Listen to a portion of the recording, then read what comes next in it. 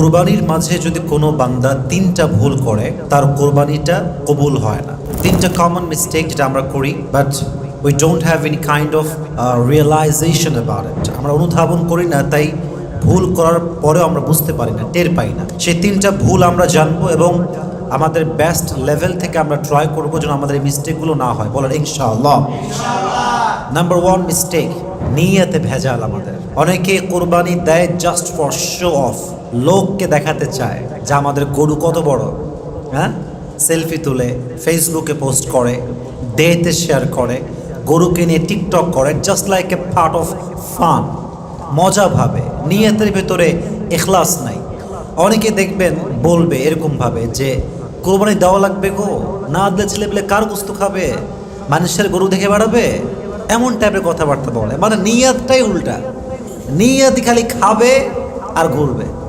এটা দিয়ে আপনার কোরবানি কোনো আল্লাহর কাছে গ্রহণযোগ্য হবে না। অতএব কোরবানির আগে আপনাকে আপনার নিয়তটা পরিশুদ্ধ করতে হবে যে আপনি যা করছেন, যতটুকু করছেন, এটা আপনি করছেন এক সত্তার জন্য। আওয়াজ দিয়ে বলেন তো তিনি কে? কুল ইন্না সলাতি ওয়া নুসুকি ওয়া মাহইয়ায়া ওয়া মামাতি লিল্লাহি রাব্বিল আলামিন।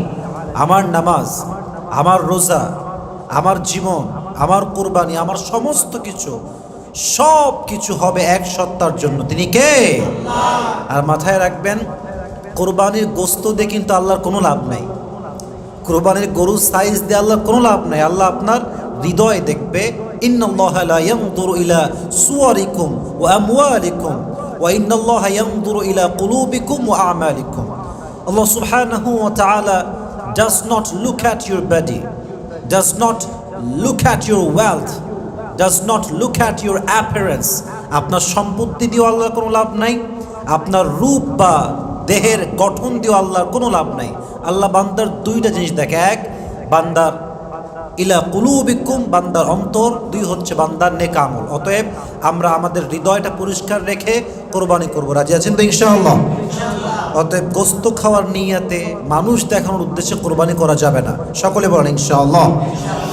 দুই, কোরবানির ক্ষেত্রে একটা কমন মিস্টেক আমরা করি, এটা হচ্ছে পশু এমন ক্রয় করি মাঝে মাঝে আমরা যেটা আয়েবযুক্ত হয়। আয়েবযুক্ত মানে কি? গরুর কোনো একটা ফল্ট থাকে, পশুর কোনো একটা ফল্ট থাকে। ফর এক্সাম্পল, পশু এতটাই ল্যাংড়া যে হাঁটতে পারে না, খোড়া।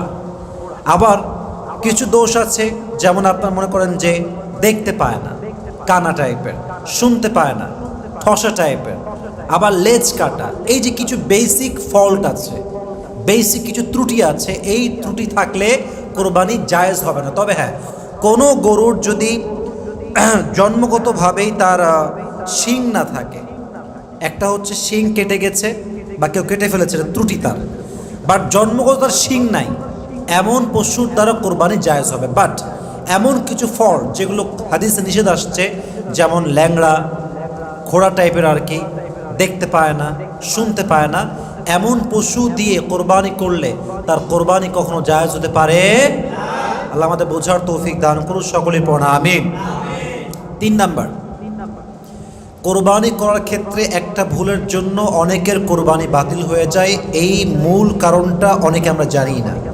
কোরবানি আপনি যত বড় পশু দিয়েই দেন, হাটের সবচেয়ে বড় গরু দিয়ে দেন না কেন, যদি আপনার ইনকামের সোর্সটা হারাম হয়, সুদ হয়, ঘুষ হয়, মানুষের টাকা মেরে খাওয়া টাকা হয়, এই কোরবানি যত বড়ই হোক, যত বড় গরুই হোক, এটা আল্লাহর কাছে কখনো কবুল হতে পারে। হালাল হওয়া জরুরি, কোরবানিটা হালালভাবে দেওয়া লাগবে। আল্লাহ আমাদের সবাইকে বোঝার তৌফিক দান করুন। সকলেই আমরা মন খুলে পড়ছি আমিন, মাশাআল্লাহ। আরেকটি বিষয় আমি শেয়ার করতে চাই, আমরা কোরবানির সময় আসে দেখবেন যে আমরা ভাগে কোরবানি দিই। এরকম হয় না মাঝে মাঝে?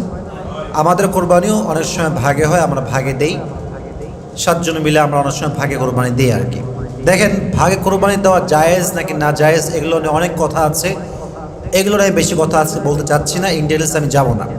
আমি জাস্ট যে টপিক কথা বলতে হচ্ছে, যারা ভাগে কোরবানি দিচ্ছেন বা যারা ভাগে কোরবানি দেন তারা সাবধান হন। কিছু মিস্টেকের জন্য ভাগে কোরবানি দেওয়ার পরেও কোরবানিটা আল্লাহর কাছে কবুল হয় না। সেই মিস্টেকগুলো কি কি আমরা বোঝার ট্রাই করব, জাস্টিফাই করার ট্রাই করবো। রাজি আছেন তো ইনশাআল্লাহ? মনে করেন যে আপনারা সাতজন ভাগে কোরবানি দিচ্ছে, এটা বিশাল বড় গরু নিয়ে আসে, মাশাআল্লাহ, ওকে ফাইন। বাট আপনাদের সাতজনের মাঝে একজনের নিয়তে ভেজাল আছে। তার নিয়ত হচ্ছে লৌকিকতা, শো অফ, তার নিয়তটা ইখলাসের সাথে নয়, তাহলে কিন্তু আপনার কোরবানিটা বাতিল হয়ে যাবে, কোরবানিটার সওয়াব থাকবে না। যুবক ভাইরা, যখন ভাগে দিচ্ছেন সাতজনকে নিয়ে বসেন যে প্রিয় ভাইয়েরা আমার, আমরা যারা কোরবানি দিচ্ছি আমাদের উদ্দেশ্য শো অফ নয়, লোক দেখানো নয়, আমরা কোরবানি দিচ্ছি এক সত্তার জন্য। আওয়াজ দিয়ে বলেন তো তিনি কে? আমাদের উদ্দেশ্য একমাত্র আল্লাহ তাআলার সন্তুষ্টি অর্জন করা। কুল ইন্না সলাতি ওয়া নুসুকি ওয়া মাহইয়ায়া ওয়া মামাতি লিল্লাহি রাব্বিল আলামিন, আমার নামাজ, আমার কোরবানি, আমার জীবন, আমার মরণ সব কিছুই এক সত্তার জন্য হবে। তিনি কে? অতএব সাতজনের মাঝে সকলের নিয়ত সহি আছে কিনা? ইন্নামাল আ'মালু বিন্নিয়াত। আপনি আপনার আমলের প্রত্যেক কতটুকু পাবেন এটা হচ্ছে it's based on your intention, এটা আপনার নিয়ত কতটা ভালো এটার উপর ডিপেন্ড করে। অতএব সাতজন নিয়ত যেন সহি হয়, আমরা সকলেই বেস্ট লেভেল থেকে ট্রাই করব। সকলে বলেন ইনশাআল্লাহ। 2 নাম্বার, যে মিস্টেকের জন্য ভাগে কোরবানি নষ্ট হয়ে যায়, সওয়াব বাতিল হয়ে যায়, তার সবচেয়ে বড় কারণ হচ্ছে আপনি সাতজন মিলে কোরবানি দিচ্ছেন, একজন ভাগীদারের টাকা হচ্ছে সুদের টাকা বা ঘুষের টাকা বা হারাম কামাইয়ের টাকা, ডাকাতির টাকা, চুরির টাকা। একজনের হারাম টাকা ঢুকলেই সবার কোরবানি বাতিল হয়ে যাবে। নাউজুবিল্লাহ বলবেন না আপনার সবাই? অতএব দেখবেন যার সাথে আপনি ভাই কোরবানি দিচ্ছেন সে কোন জব করে, তার ইনকামের মূল সোর্স কি, সে কি হারামে দিচ্ছে না হালালে দিচ্ছে। যদি দেখেন যে সাতজনের মাঝে 2-3 জন ইনকামই হারাম, ভাই আপনি একা একটা ছাগল দেন, এই বাড়তি অংশে গিয়ে নিজের কোরবানিটাকে বাতিল করবেন না। আর আমাদের সবাইকে শরীক যখন আমরা কোরবানি দিব, ভাগে যখন দিব, আমাদের সবাইকে হালালভাবে দেওয়ার তৌফিক দান করুক। সকলেই আমরা মন খুলে পড়ছি আমিন। তাহলে ভাগে কোরবানি দেওয়ার ক্ষেত্রে 2টা ভুল আমাদের হয়, আমরা সকলে চেষ্টা করবো যে ভুলটা আমাদের কারো না হয়। রাজি আছেন তো ইনশাআল্লাহ?